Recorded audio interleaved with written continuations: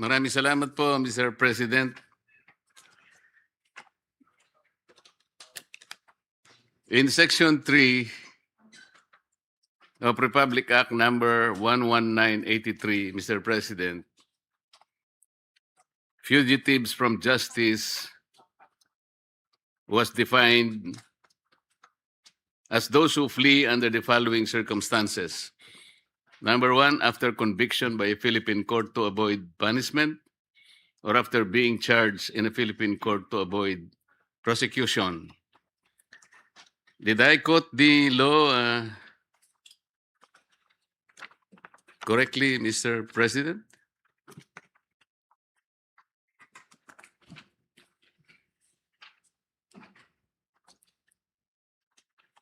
Mr. President, if I may respond, Majority Leader. Okay. Yes, to proceed, we are familiar with Section 10B of RA 11983, and the grounds for a passport's cancellation are well laid out, as mentioned by the gentleman from Tarlac. And Mr. President, under Section 10, I think cancellation of passport was also mentioned. Yes, and there are circumstances, I think 5 circumstances under which a passport can be cancelled. Will that be correct, Yes, Mr. that President? is correct. Upon court order, when there's a conviction, upon court order, as fugitive from justice, a suspected terrorist, or when it was fraudulently acquired or returned to DFA by other government offices. Upon orders of the court, when the holder is a fugitive from justice, is one of those circumstances, Mr. President. Yes, that is correct. That's the second circumstance in the aforementioned section. On what ground will the case of Zaldy Co, Mr. President, fall under these provisions? Does the DFA, for example, consider him as fugitive from justice within the meaning of Section 3, Paragraph J? That is someone who fled after being charged in court to avoid prosecution.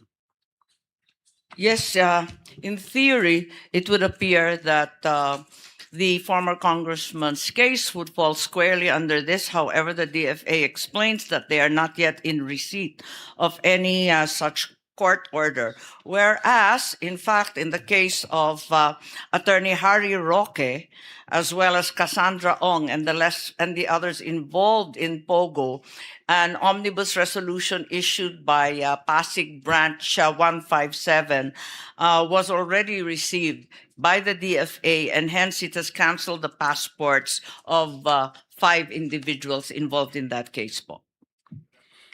Mr. President, considering the magnitude of Mr. Zaldy Co's expose, he mentioned personages even in the higher echelon of government. The magnitude of corruption described in his expose, which came to the country in installments, is something I think it is mind-boggling. So if the passport of Zaldy Co is eventually cancelled, Mr. President, and is brought to justice, what is the participation of the DFA in ensuring the safety of Zaldy Co right from the cancellation of his passport, considering that there will be trillion of reasons why people would like him silenced, if I may say so? Yes, it is clear to the Secretary that the safe passage and entry of Mr. Ko is beyond their jurisdiction. All they can do is act on the receipt of a court order, verify and evaluate said court order, issue the cancellation, notify the passport holder, and thereafter update all official databases that Mr. Ko is no longer a holder of a valid Philippine passport. As to his safety upon arrival in the Philippines, assuming that he does come back home, I think other authorities, such as perhaps the police as well as the DOJ, would have to take over po. So that makes the obligation and the duty of the DFA very, very easy. Just to cancel the passport, just like that. And leave it to the police authorities to take care of Zaldy Co. That is their understanding that upon the issuance of a cancellation directive and the passport being canceled within all DFA systems, they must notify the individual officially, and the holder may then appeal if the cancellation is administrative and not criminal, which is what it appears to be in this case. They may appeal to the DFA secretary. That seems to be the full extent of the DFA's function.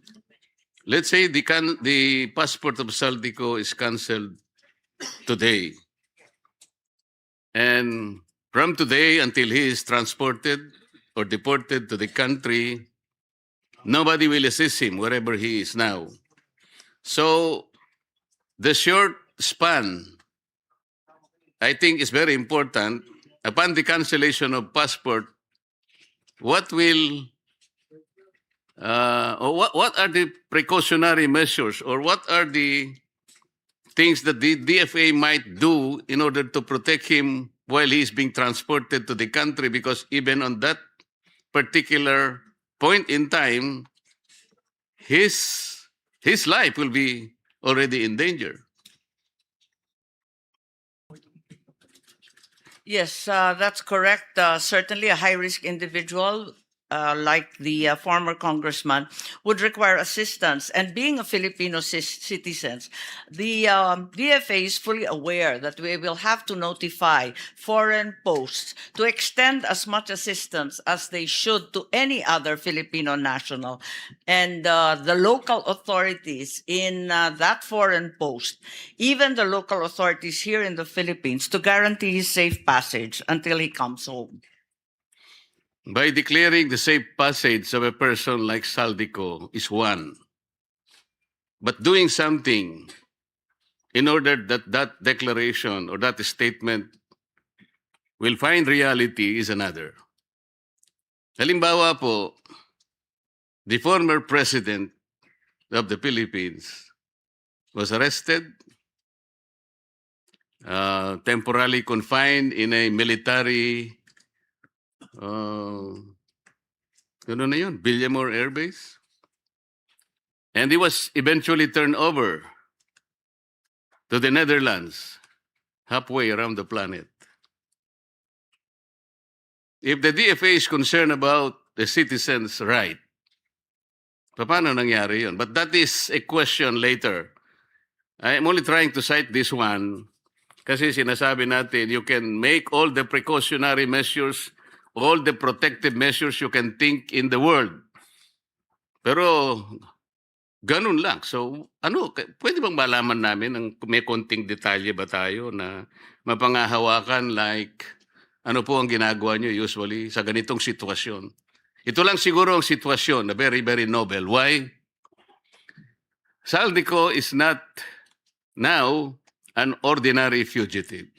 He happened to be the key to the unlocking of all these anomalies, the bigger anomalies associated with our flood control projects. This is, I think, the biggest anomaly in the history of our country. So hindi lang po ganun nasasabihin natin, inalis po natin yung, na-cancel na po yung passport ba? Pero ano po talaga ang gagawin? Bigyan nyo nga kami ng halimbawa. Kung ano yung mga precautionary measures just to make him, halimbawa, hindi lang yung ordinary diligence or ordinary protections you have in mind, because we need to hear him. Marami siyang sinabi. And I think the Filipino people are waiting na ma-process natin lahat yung kanyang sinabi. Especially the personalities behind his expose. Alam natin, napakaraming taong interesado sa kanya. Yung mga taong binanggit niya. At hindi po pangkaraniwang tao yung mga yun. So hindi lamang po administrative na parang ganun lang kasimple. So we can now cancel the passport of Zaldy Co. If you understand, Mr. President. That's right. Upon cancellation, as mentioned earlier, the DFA is duty-bound to inform the holder of that passport that he no longer carries a valid document. And thereafter, as they would for any other Filipino citizen, they must, to the extent of their office, be able to guarantee safe passage. Tulad nga ng sinabi ninyo, kakaibang testigo at passport holder si Zaldy Co. At kinakailangan yung safe passage nga niya magarantiya. So unang-una, yung mga foreign posts sa kanyang pinanggalingan, kung Portugal man yan o Japan o kung saan man siya, sasabihan natin yung mga Philippine Embassy at konsulado doon. Ganon din yung konsulado doon, kinakailangan timbrehan din yung kapulisan at yung iba pang law enforcement agencies doon sa foreign country na yon. Pagkatapos nun, yung DFA aabisuhan rin sa paglapag dito sa Pilipinas. Yun ang tanging magagawa po nila. Yun na lang ang tanging magagawa nila, Mr. President. Pero yung mga kalaban, na perceived na kalaban na binanggit niya sa kanyang expose, magagawa din nila eh. Natakutin po yung inyong mga tatawagan. O maaaring susuhulan nila yung mga opisinang pagsasabihin niyo to protect Zaldy Co at all cost. Tama po ba yung aking iniisip na meron din silang kakayahan? Maliwanag na higit ang kanilang kakayahan dahil mabibigat ang binitawan niya sa makapangyarihang mga tauhan at opisyal. Siguro ang maaari ring gawin ng DFA ay humingi sa mga foreign governments ng armed escorts or karagdagan na security dahil sila naman ang nandun at may kakayahan. Baka maari rin siguro, maliban pa sa mga foreign postings natin, yung Philippine Embassy, yung konsulado, humingi na rin ng tulong dun sa mga law enforcement sa ibang dako. Kaya po ba nilang gawin yun, Mr. President? Kaya naman nilang gawin yun. Parati naman sila nakikisuyok kapag may gulo, kapag may aberya, kung may problema. At eto nga, yung issue ng fugitive, hindi ito magiging kauna-unahang pagkakataon na nasabihan yung foreign countries po. Salamat po sa inyong optimism, Mr. President. Sana po ay mangyari yun.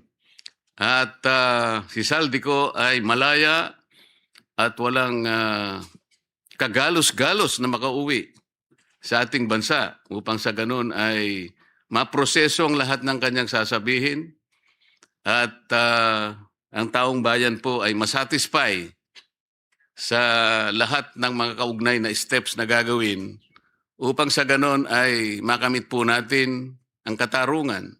Maging accountable po ang lahat ng mga taong binabanggit doon sa kanyang expose. Kung yan po ay panaginip, para sa akin, sana po'y magkatotoo. At alam ko po, ang ating sponsor ay ganun din ang kanyang iniisip.